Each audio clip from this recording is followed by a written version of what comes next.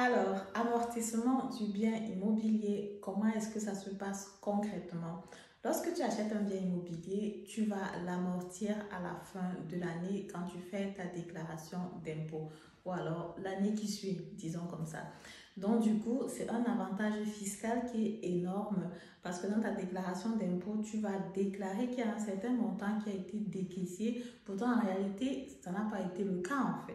Et selon le type de bien immobilier que tu achètes, il y a un pourcentage donc que tu vas pouvoir amortir sur le prix d'achat du bien immobilier.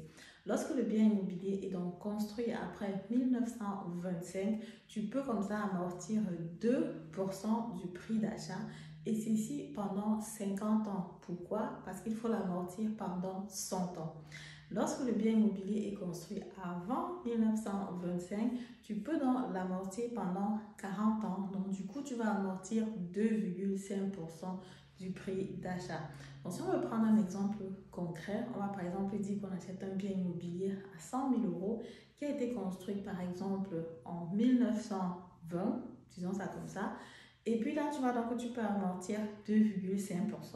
Et vu que tu peux amortir donc 2,5% par an, ça signifie qu'à la fin de l'année ou l'année qui suit, quand tu fais ta déclaration d'impôt, il y a une charge de 2,5% que tu enlèves dans les 2500 euros, tu enlèves dans tes dépenses totales, alors qu'effectivement, il n'y a pas vraiment une dépense concrète qui a été faite. Pourquoi? Parce que l'État suppose que chaque année, le bien immobilier perd en valeur. Et pour aller plus loin, il y a donc une amortisation qui est encore plus forte ici en Allemagne, c'est pour les Denkmalschutz. Denkmalschutz, ce sont des biens immobiliers, protection de monuments, qui sont faits par la ville, la façade et tout le reste, ça doit rester concret. C'est pas tout le monde qui peut toucher ou bien c'est pas tous les artisans qui peuvent travailler là-dessus. Ça a un travail précis à être fait là-dessus. Dans les Denkmalschutz, alors, tu amortis, par exemple, tu amortis un Denkmalschutz de 9% pendant les premiers 8 ans et de 7% pendant le reste des 4 ans.